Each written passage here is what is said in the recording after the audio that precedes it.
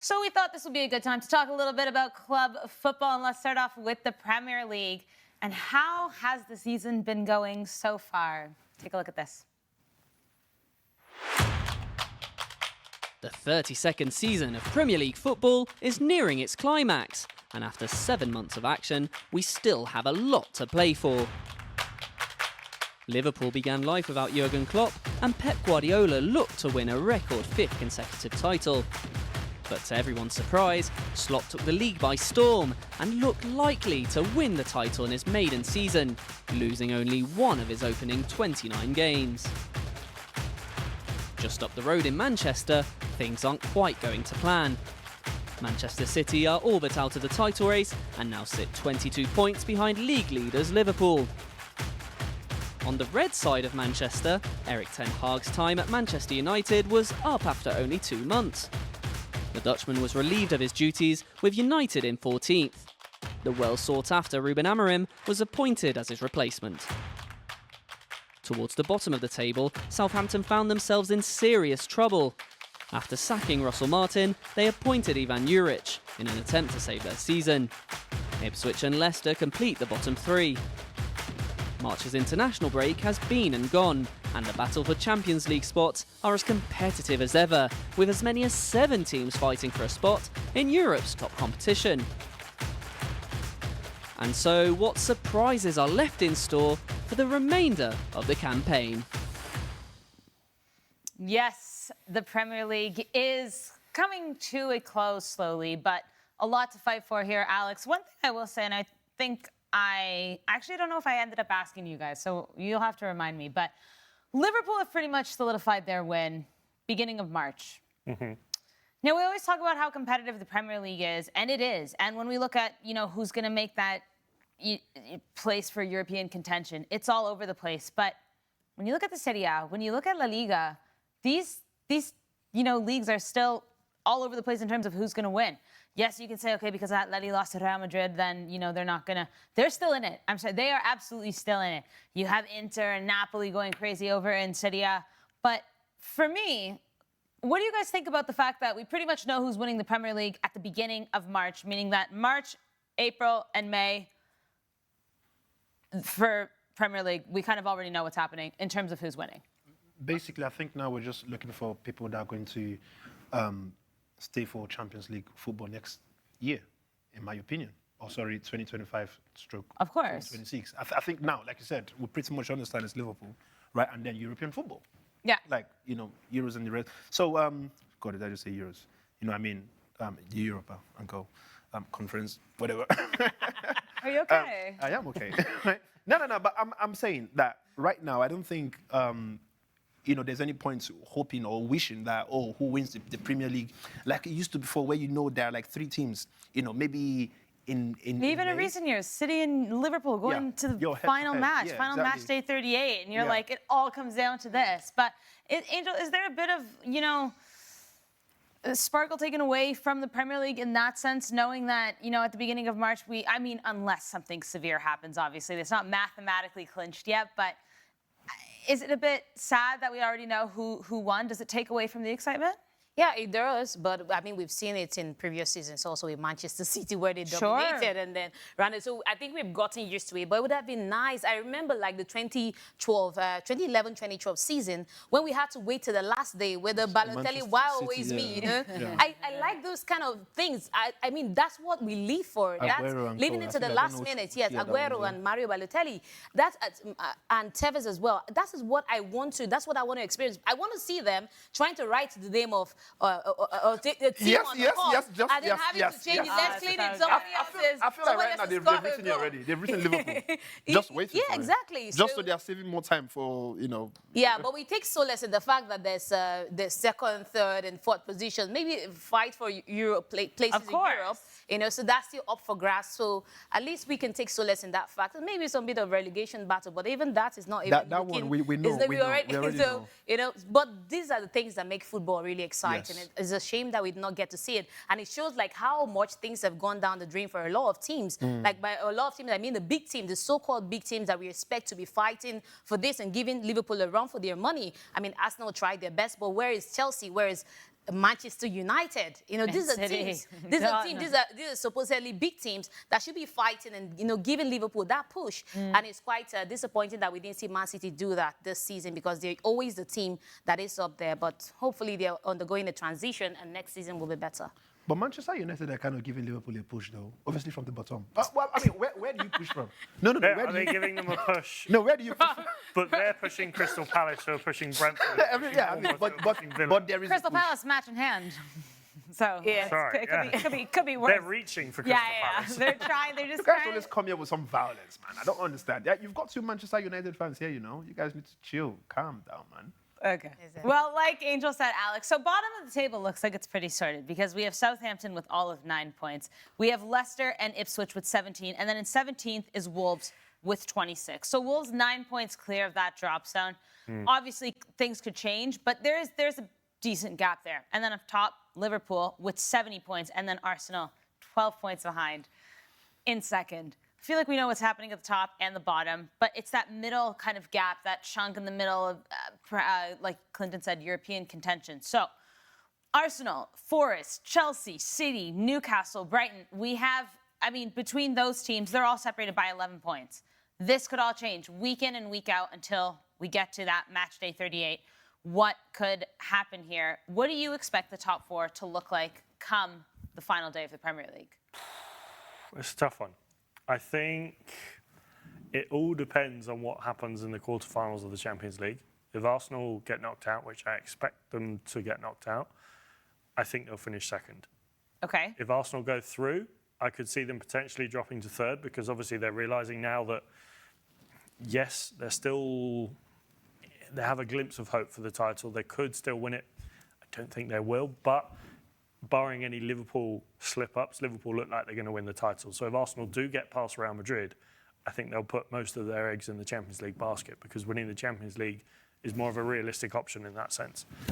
If, however, though, like I think what will happen, Arsenal get knocked out, I think they'll hang on to that second spot. Third, I think Forest will. I just think Chelsea, Newcastle, Man City, Brighton, Fulham, Villa, even Bournemouth, I don't think they'll get as high as that 4th spot. I think the top 3 will be those teams in some variant of order, whether Forest finish second or Arsenal finish second. The 4th spot is the one that I'm really umming and ahhing over. And I actually think Newcastle are going to grab it. Wow, okay, so Chelsea gets bumped, City gets bumped, and Newcastle pushed to that 4th position. But we have to remember that it looks like this year in the Prem, 5 teams will qualify to the Champions League. So then, who's that 5th team? You want to say Chelsea? I City. know you want. Okay. I think City will get it. Funny enough, I really hope City does get it, though, because it's just going to be very weird to not see City in Champions League football for the first time in ages. They'll go to the Europa League and go and win it. No. You know, just imagine Haaland and Omar Mamouche, you know, trying to compete with them. We could have, though, a situation, I don't know what the rules are stipulated in this sense, that we've still got 2 English teams in the Europa League. If one of them win it, do we then get 6 English teams in the Champions League? Or does that 5th spot then lose out because the English team won the Europa League? Because if United or Tottenham win that Europa League, they automatically go into the Champions League. Does that mean 5th spot then loses out, or do we get 6 teams in the Champions League? That's actually a very I think good you question. said United or Tottenham win something, so. But it's not unfathomable that United win the Europa League. I like that you No, but hold on, though. Wait, because the truth is, you never know, especially with the performance that Manchester United have in Europa, right? Which, in my opinion, is very different from what they do in the Premier League.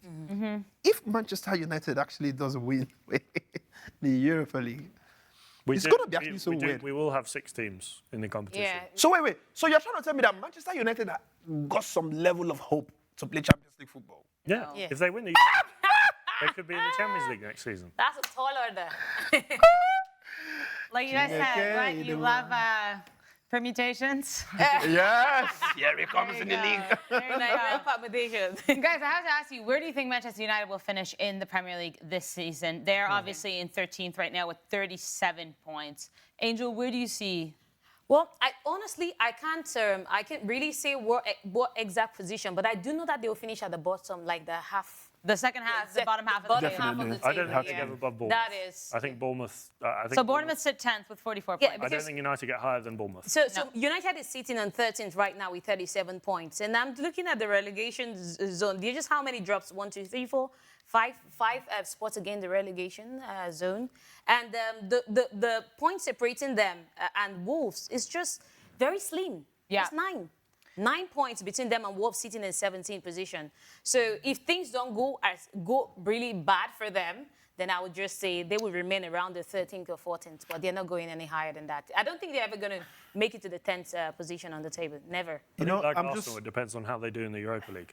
They have to play United- Lyon, which is not going to be easy. If United keep going in the Europa League, I could see them staying, like you said, Angel, Yeah. around that 13th, 14th Yeah. spot. But if they get knocked out, I think they'll finish perhaps as high as, and this sounds strange, so strange saying it, but they'll finish as They'll high as fin- 11th. Yeah. Just quickly on that, though, these are the teams that United have to play. I was literally just looking at it. Yeah, and Yeah, it is because- a very long day. It is a long day, and I don't think there's enough I think hope. their schedule alone, it doesn't matter about Europa or not. Yeah. So they play Nottingham Forest this weekend. Then they play City. Manchester City. They play Newcastle, play Lyon again. Then they have Wolves. Okay, maybe a bit of a break there. Bournemouth, Brentford, West Ham, Chelsea, and they end the season playing Villa.